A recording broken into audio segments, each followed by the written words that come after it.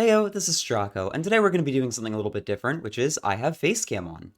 I'm just going to try this today. I probably won't have it in every video, but we'll see how people like it. We're also doing something special, because today I'm going to be doing Fist-Only Raider. Because Horaloo is awesome, Raider looks like Horaloo, so let's be a warrior.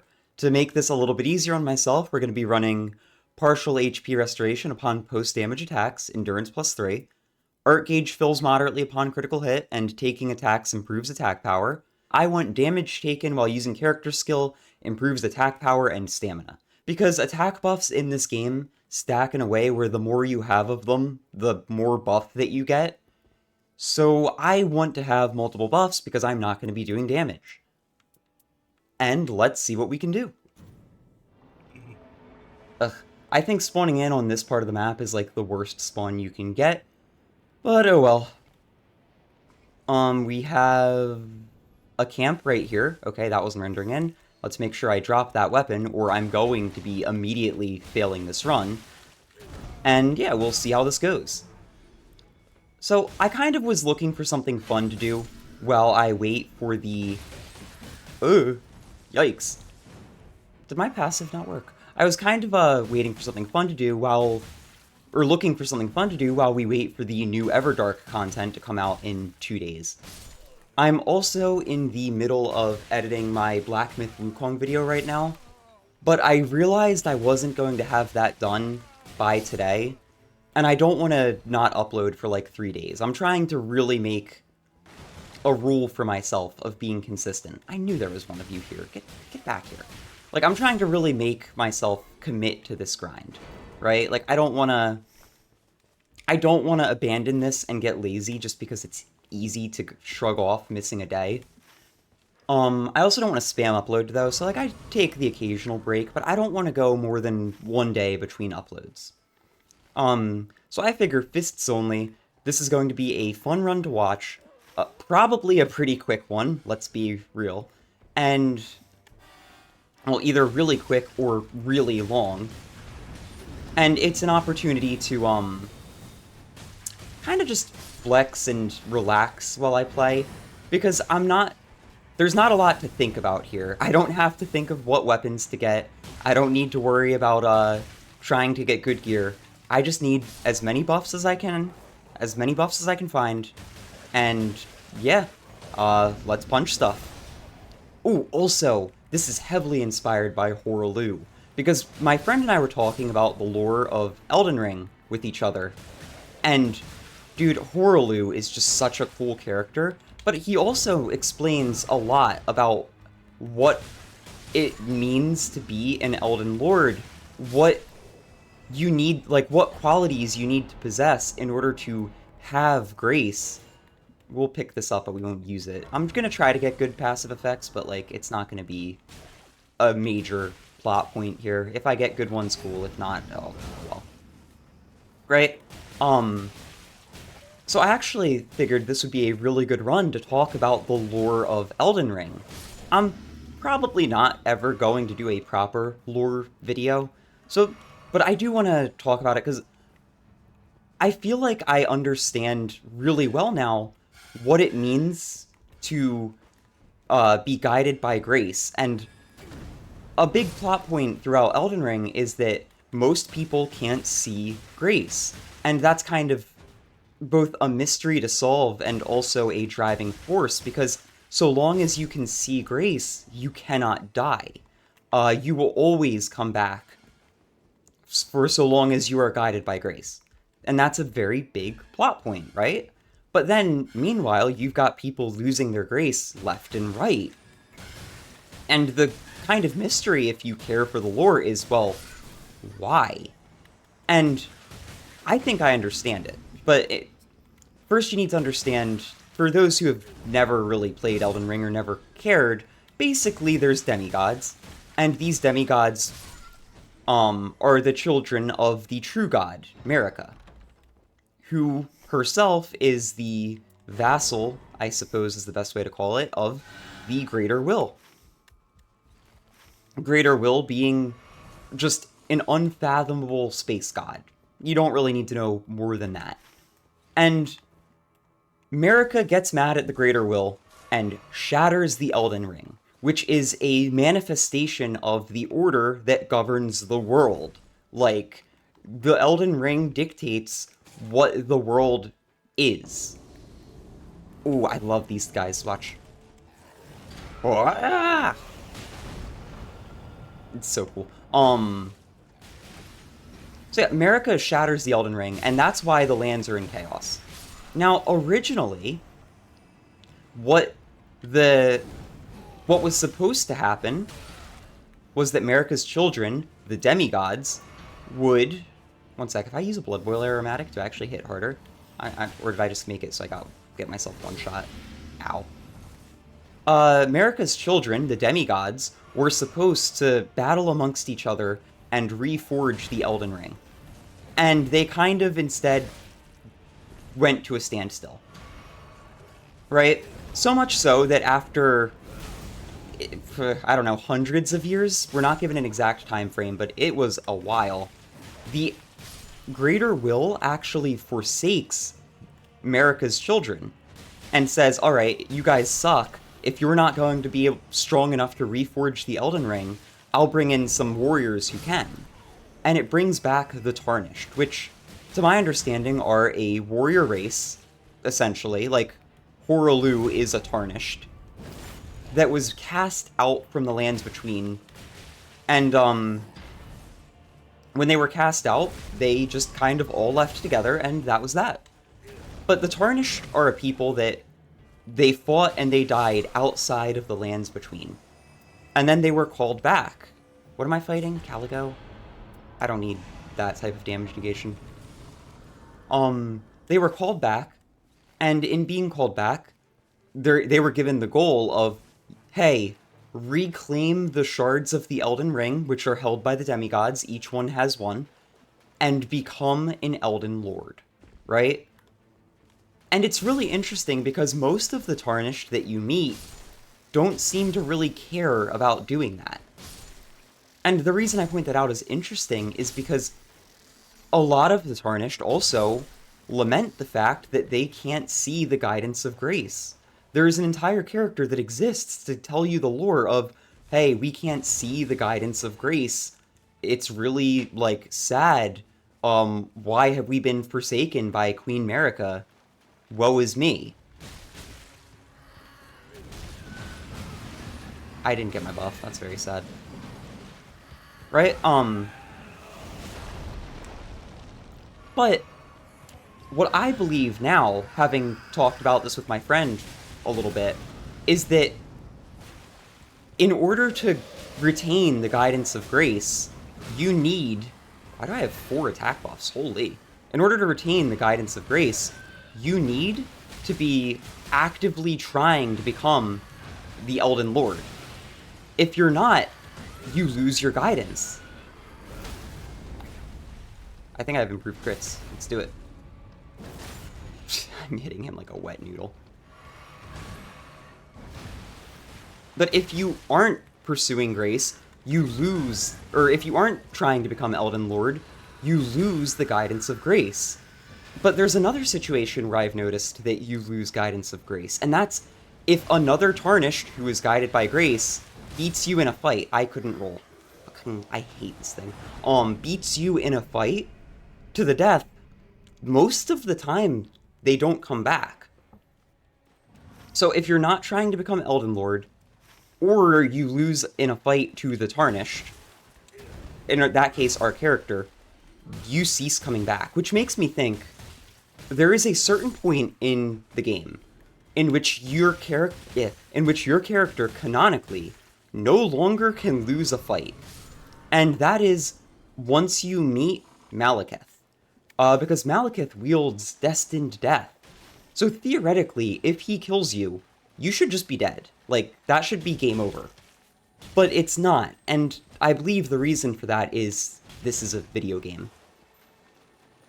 But when you meet Godfrey, well, first of all, it is the coolest thing in the game because he's been hyped up this whole time, and you actually get to come face to face with the first Elden Lord, like, and he's everything that you would want. He's, like, regal, he's He's regal and cool and strong. But then there's a big twist. Godfrey, in his fight with you, very clearly goes, forget the titles, forget everything else, let's run hands because you're strong, right? And I think a lot of people don't read into that enough.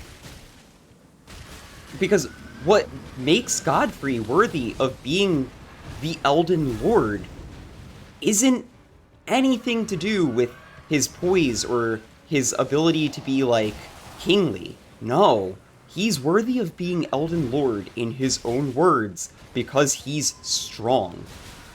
He even tells you straight up when you beat him, thy strength befits a crown, or a crown beseeches thy strength, or something like that. But point is, he tells you verbatim, hey, you're so strong, you're worthy of being the Elden Lord. And even beyond that, when you first see him,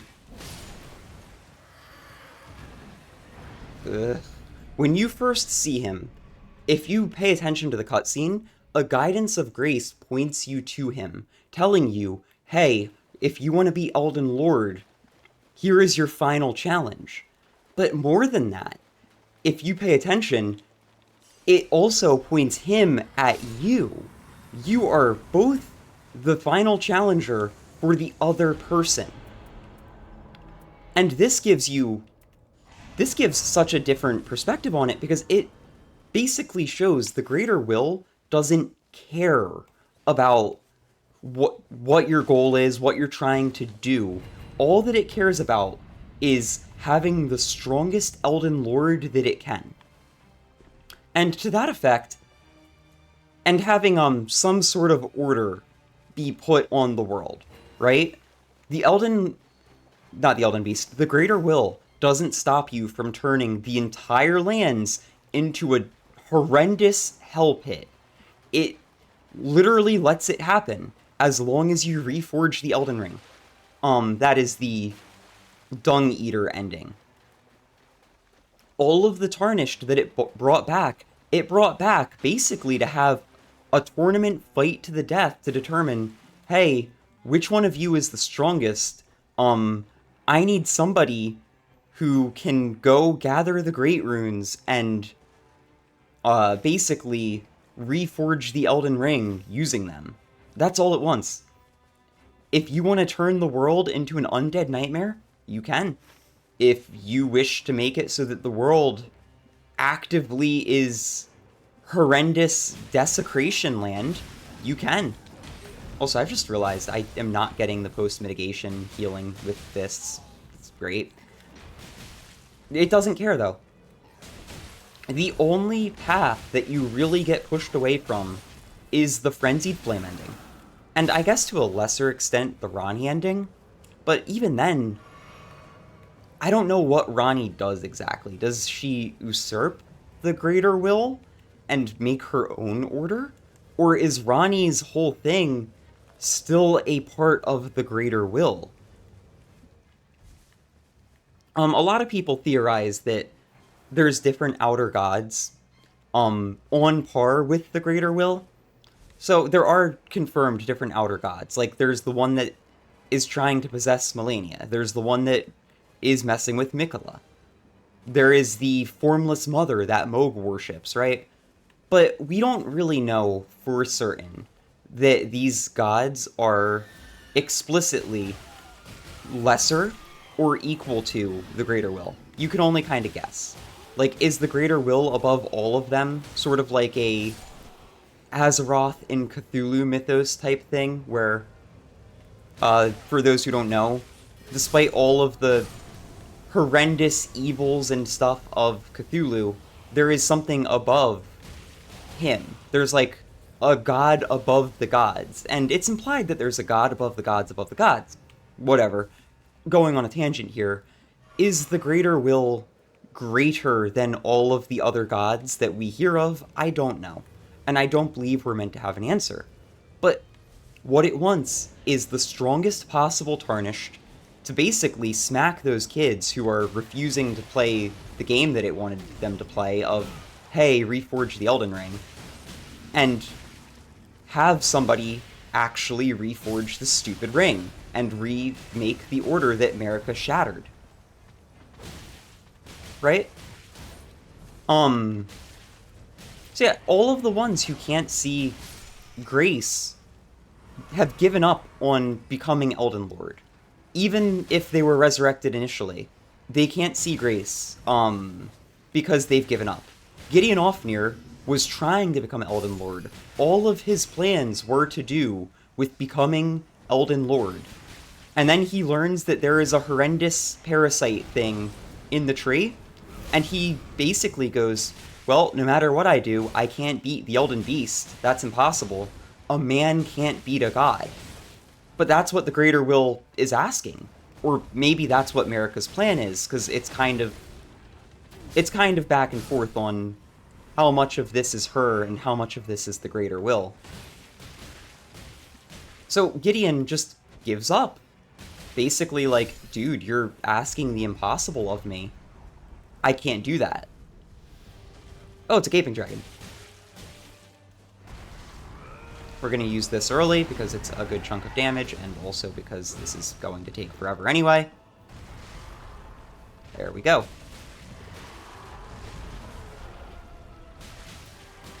I might also just drop a Warming Stone. There we go. I have 2 of them. May as well. Baby, come back to me. Ooh. There we go. I wonder if you could jump this. You couldn't in Dark Souls 1, so I'm not going to try.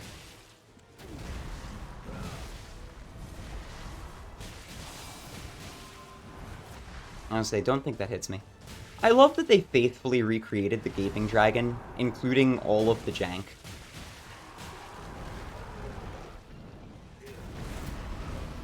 Ah. Ow. And the non-jank, I guess.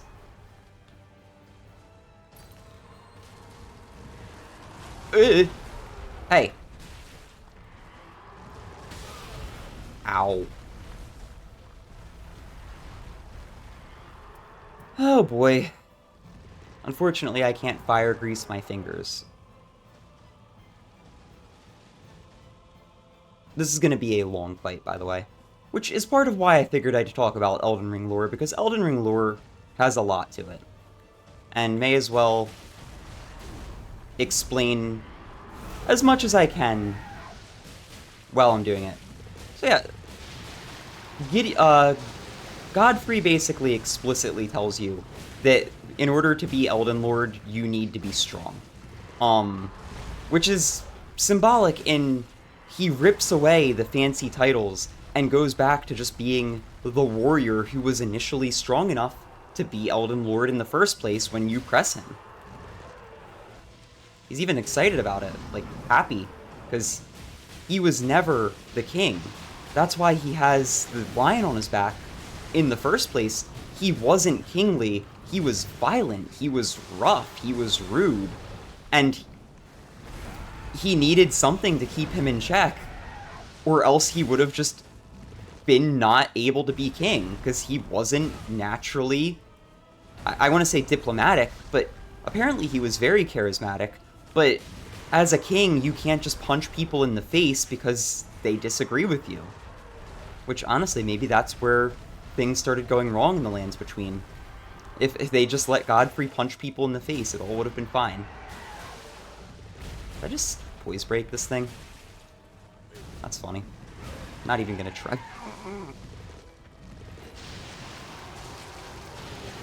Getting a tail cut from that is...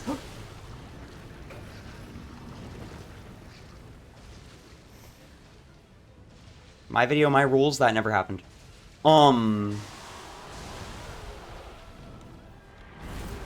Anyway. Godfrey is just strong. That's his whole thing. He is powerful. He's, like, insanely about running the ones. And he has respect and power, and the Greater will let him be Elden Lord for it. But it's funny, right? None of the people that you meet in the game seem to be trying to be the Elden Lord. and so they keep losing their grace. Like, even look at Dung Eater, this dude who, when you first meet him, threatens to kill you. He looks at you, and he says, hey, maybe you can do this for me. Now, granted, he's locked away in the prison, I guess, but even then, like, he's not trying to be Elden Lord because he just wants to spread curses. I just got stuck on him. That's funny. Consistently, when you win, they give up. And when you meet Godfrey, it's actually funny, he's waiting at the tree for you. Because he doesn't want to go become the Elden Lord if he didn't earn it rightfully. You've done all of this work so far. He's not going to take that from you without earning it. He's such a respectful character in that regard. Are you kidding me? Deathray Bird? No, that's not fair. You can't smoke screen yourself and then do that. Getting carried so hard by this pillar. Pillar and passive, but again, it is fun.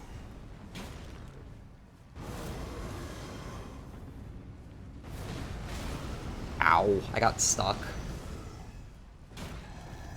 Remember when I said, I made a short about how you become immortal when you use your passive? There's a good example of how it's useful. I wouldn't normally have greeted there, but because I knew I couldn't die, I just did. Oh boy. There we go. I need to focus a little bit more for the Valiant Gargoyle than I did for the Gaping Dragon, if you're wondering why I'm being quieter. Oh, I'm gonna die, I'm gonna die, I'm gonna die! Perfect.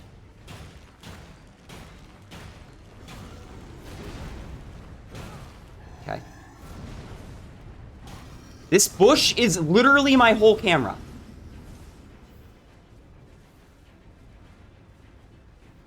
Okay.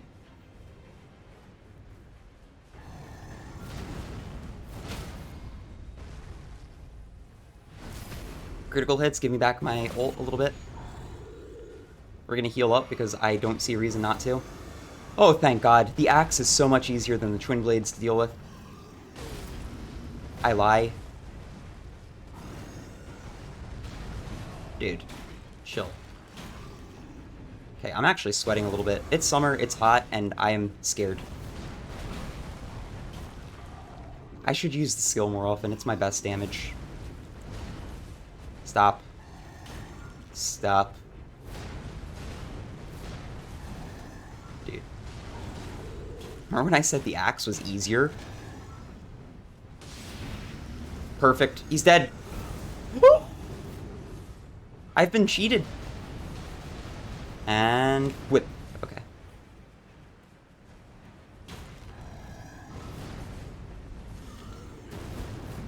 I swear it will get easier. Remember that with every piece of you. You know, I sing when I'm playing this game a lot. I don't know why. I do that even off camera. Horaloo! Warrior! This literally is what Horaloo looks like if you hit him with a bleed build. Oy, oy. Sure. Anyway. Level 9, not bad. Whew. So yeah, if you think of the whole thing with the Tarnished as this tournament between all of the different Tarnished to see who's worthy of being the next Elden Lord, and Marika is willing to bring you back or the Greater Will is willing to bring you back as long as you're dying fighting the demigods and not other Tarnished, it makes a lot of sense. Also, like I was saying, Godfrey waits for you before going into the tree, because he's there first. He could just enter the tree and challenge Radagon and become the new Elden Lord if he was strong enough. But he doesn't do that. And in fact, the guidance of grace doesn't tell him to do that. It tells him, defeat this person in front of you. This is the other Lord candidate. It's literally a battle of succession, right? Like, you need to prove yourself worthy of being the king. The greater will doesn't care about anything but how strong you are, which is very interesting because that leads me to another question that I don't think anyone has ever addressed. Why would the greater will care how strong you are? Like, that's such a weird thing, right? Like, why does strength matter so much to this cosmic entity? It's like, the strength to kill other beings, the strength to beat the Elden Beast. Why is that a thing that is a prerequisite for it? What does it actually want from you? Because we know it wants you to establish an order that, like, it doesn't really care which, but it wants you to establish an order. Okay, yeah, fair enough. But then, why is strength required for that? Is it so that if anything threatens the order, you are kind of its last line of defense? Or is it something else? I don't know that this is answered. I don't know that this has an answer. I don't have holy attacks, so we're going to leave that bird the hell alone. Just, it's really interesting to think about. But yeah, anyway, the Tarnished, one and all, were resurrected to try and see who could become Elden Lord because they gave up on the demigods. They were given the guidance of grace, which showed them the path to becoming the Elden Lord, and any who strayed from that goal lost their guidance of grace because they weren't worthy at that point. Like the people who, instead of pursuing being Elden Lord, just wanted to know the truth of who is Radagon and Marika. Not worthy. Gideon Ofnir, who upon learning that being Elden Lord required defeating a god, said, no, that's not possible, sorry bro. Not worthy.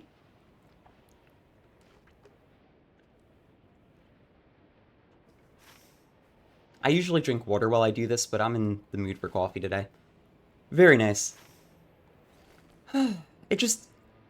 Miquella makes a point of trying to break the order and do something new, while also being the single most evil character in the game, despite being called Miquella the Kind. Because, Miquella's whole goal is that he's going to take away free will for the sake of a kinder world. Yikes. And it's proven that he can do this against people's will. They very explicitly show this with Einsbach. Pretty insane that this is just a power someone has, and he's rightfully described as the most terrifying of the demigods because of this power. But Miquella isn't trying to do anything with the Greater Will, and the Greater Will looks at him and goes, Ayo, who said you can leave? Get back here, and sends you after Miquella. Which makes it really funny, right? Because... Sorry, me and this bear are just going to take a quick little nap. It makes it really funny, right? Because, alright, in that case, when you initially tell, not Millicent, Lita, the Needle Knight, oh yes, I'm searching for Miquella, you're straight up lying to her. You're not. Miquella didn't guide you there. Grace does. You're pointed by Grace to find Miquella, and you do. Which, when you think of your character as, okay, whatever your lore is, that's fine, but you want to be the Elden Lord badly, suddenly things start making a ton of sense.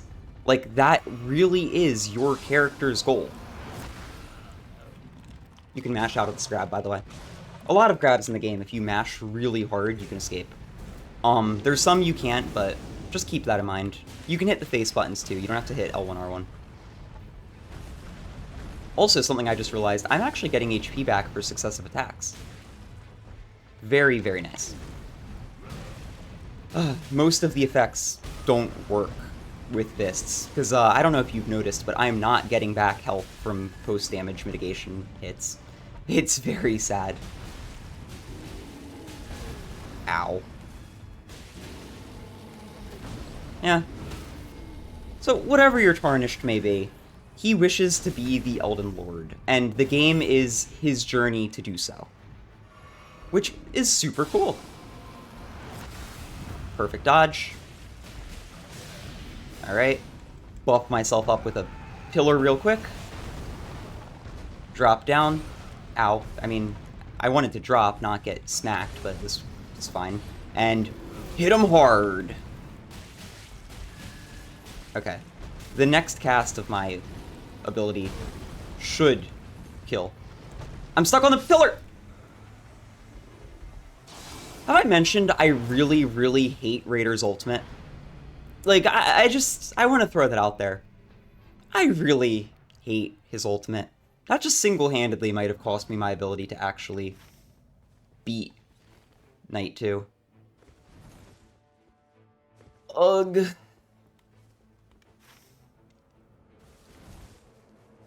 I kind of lost my train of thought, but yeah, the Roundtable Hold is full of a bunch of has-been losers who, instead of actively trying to fight to become Elden Lord, are just hoping that other people do it. Or their goals have nothing to do with being Elden Lord, in which case the Greater Will looks at them and is like, okay, well, then I'm not going to give you free resurrections, bro. You don't get to resurrect for free when you're not trying to do what I want. Immortality is for cool kids.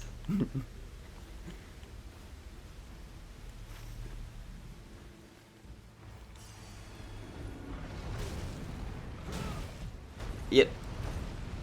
Now, it's a really interesting dynamic, and I'm really glad that it's just cool that there is a FromSoft game where you're not just trying to be the guy, you are the guy. Got the Rune Bear. Improved physical damage negation. Fighting him was so worth it. It'd be even more worth it if I got a Grace. There it is. Okay. I don't know that I'm going to make it all the way out of the circle, but I will give it my best shot. It's one of the biggest advantages of high HP characters, I'd say. When you're in the circle as them, you can just kind of run out. Most characters, you'd die, but Guardian, Raider, and to a lesser extent Wilder have so much more health than others that you can be in the circle significantly longer. It's very nice. Yeah, the lore of Elden Ring is incredibly cool, and once I pieced together that the Tarnished were kind of in their own little battle royale to see who was worthy, and a lot of... If you're in the storm for 2 minutes, it insta-kills you, and a lot of people quit said battle royale, things just made a lot more sense. Like, how come so many just stop coming back? Why is there an epidemic of not being guided by grace? And it's like, oh, well, because they're losers who gave up. Fair enough. Greater Will wants strength. You're not strong if you sit there and go, heh heh heh, somebody else can do everything for me. Although, speaking of Miquella, and I'm only going to keep this thought going because this seems like it's going to be a long video with how slow I kill stuff. It's really interesting, right? Miquella shrives clean the hearts of men with his terrifying power, which is really just a way of saying he brainwashes you.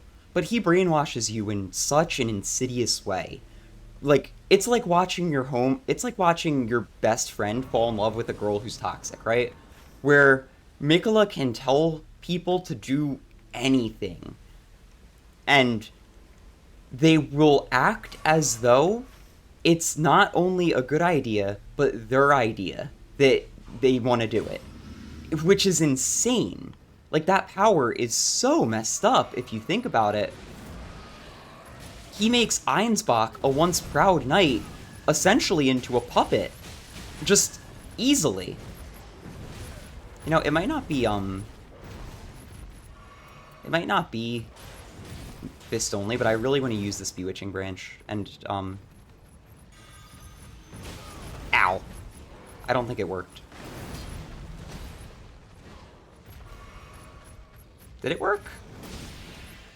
Is he running off to go fight other people for me? Because, dude, there's a big bad right here.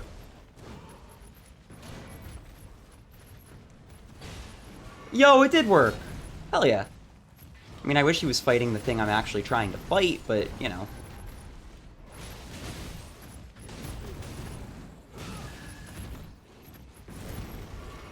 Is he already done? Yeah, Bewitching Branches are not that great. Hey. Where the hell? Dude, what is with my luck with the circle in this run? It keeps forcing me to trek across the whole world. Ugh. And it keeps interrupting my fights with mini-bosses that could give me extremely valuable loot, which is the much more annoying part of this.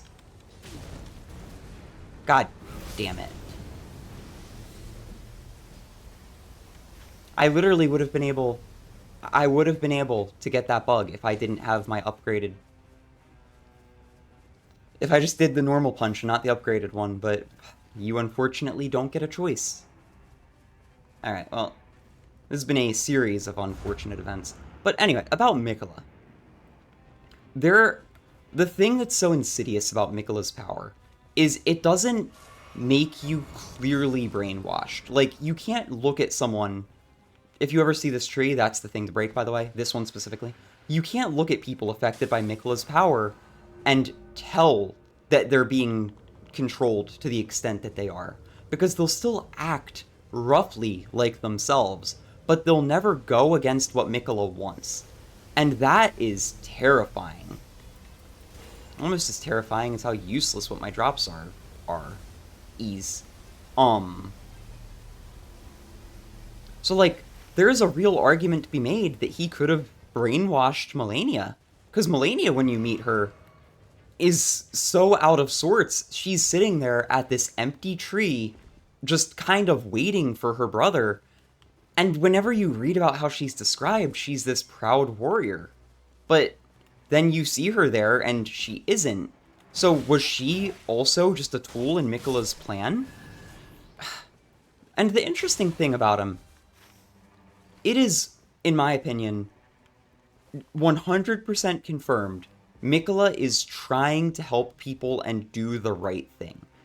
And you can see that in the fact that he was trying to cure his sister's affliction of rot. Like, Miquella isn't just an asshole. But on the other hand, for everything that he does that's, like, good... Improve fire attack power, improve damage mitigation, okay. Everything that I'm getting is not helpful. It's 100% proven, right, that Miquella is doing this from a genuine sense of, like, he wants to do good. But it doesn't matter because it's like, do the ends justify the means? Miquella is being, objectively, evil, stripping people of their free will. And that's a debate that a lot of people will have, but, like, oh, if you strip people of their free will, but it causes a utopian society, is that not good? And it's like, well, no, because then people aren't really people. You know? It's like, I get where you're coming from, Miquella, but that's even what Saint Trina says. Hey, he gave up his capacity to love and be empathetic in order to go through with this plan of his. You have to stop him. It's inhuman. It's really interesting, right? Like, no matter what order you may be making, you at least are allowing people to have their free will. Or you're burning them alive and turning them into primordial soup, but, like, you know, there's still free will there. In the DLC, you actually kill a Lord of Frenzied Flame. And, I mean, Melina gets to live and tell you that she's going to kick your ass for what you've done.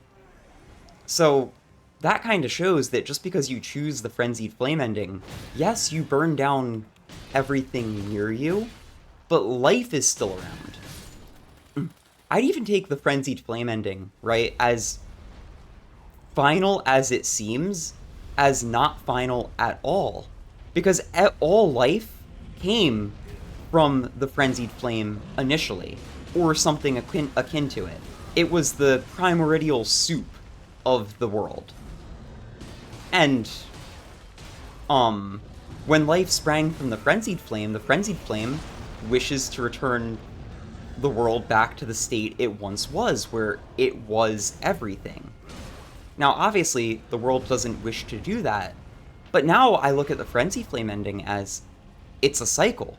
If you do return the world to the state that it was before, of primordial frenzy, you're not actually ending all life. It will come again, just in a new form. Because life originally came from this. You're not getting rid of life long term. Whatever happened that made life happen will happen again. That hitbox pisses me off. That lack of a hitbox pisses me off. Can you fucking stop?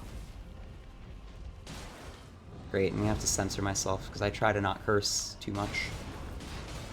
Maybe I'll leave that in. But yeah, it's really... His roar just broke my poise. You're kidding me. I'll be honest, I was really hoping for the Dancer of the Boreal Valley.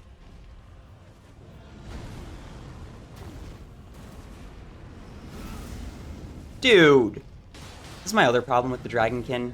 It doesn't have a hitbox in its torso area, which actually makes it incredibly annoying to hit sometimes. It also really likes to fly away and never come back, which also makes it very annoying to hit sometimes.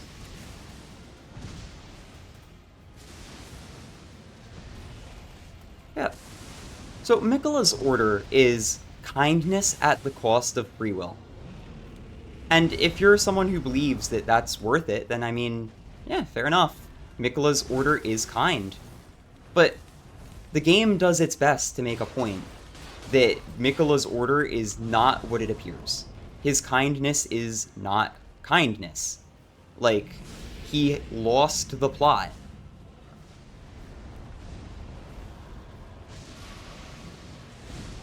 And he's essentially trying to force people to be what he wants them to be. Which, you know, you can't do that. You can't do that in anything if you want to be a good person. You need to let people make their own choices and their own mistakes. And, you know, my mistake is thinking that this stupid dragon will ever stop just running away. I hate this fight. I hate this fight.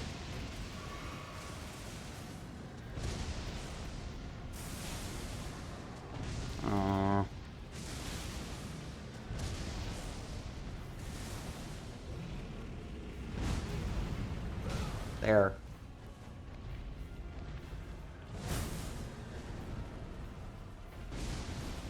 Anyway. But when you finally... It's really cool, right? Because when you do finally catch up to Miquella, he acknowledges you as the rightful champion of the Old Order. Because he can see that you're guided by grace. He knows that you are more than you appear. You're the champion of the Radahn Festival. You aren't a loser. Which, it's funny because... I'm gonna cry. Which is funny because, Mesmer doesn't actually recognize that. Mesmer talks to you like, hey, would you really let somebody so bereft of grace become a lord? Because the Tarnished doesn't have much grace. What they have is bestowed to them by Marika. Or by the Greater Will through Marika. One of the two. It gets a little convoluted which is which and what that means. But it's really interesting, right? Like, what does being sponsored for lordship even mean? Does it mean that you can actually hit the stupid Dragonkin that has god-awful freaking hitboxes where it doesn't have a torso, so half of the weapons in the game just whiff repeatedly? I don't know. That'd be cool. unironically struggling with this fight because I can't hit him is getting to me.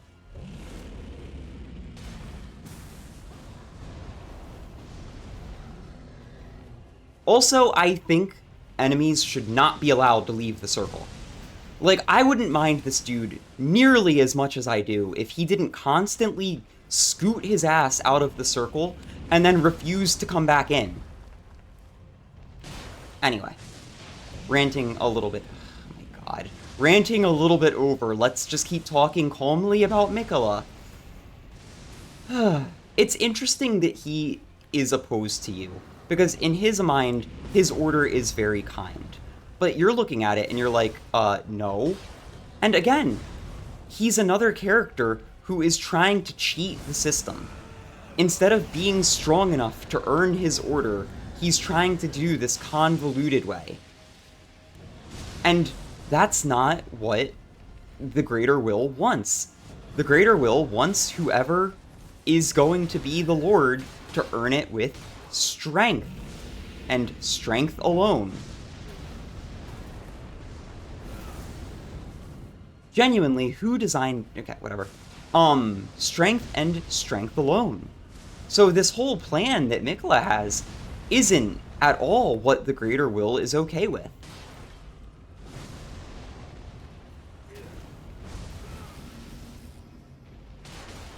And because of that, well, I almost died there. But because of that, the Greater Will says, hey, yo, this dude's trying to run. Don't let him. Which is even funnier then, because that would mean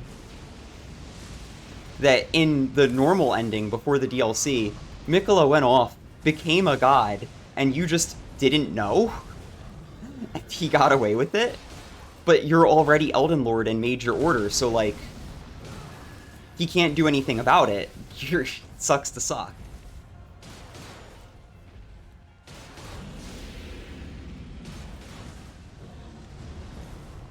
It's very, very interesting.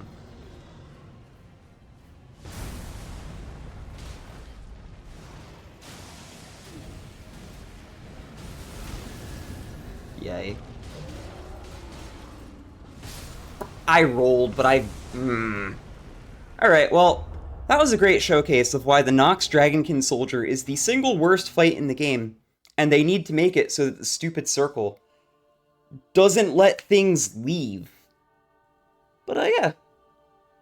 Well, Horlu is very cool. I'm very excited to, one, get this Black Myth Wukong video done. I'm working on it right now. Figured I'd throw a live commentary out here just to, you know, keep the content going, talk about some ideas and stuff that I thought was cool, was on my mind lately.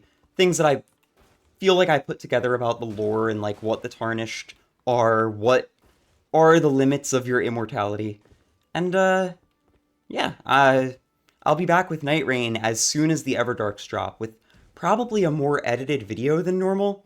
Maybe like a quick guide in short form, you know, some different content.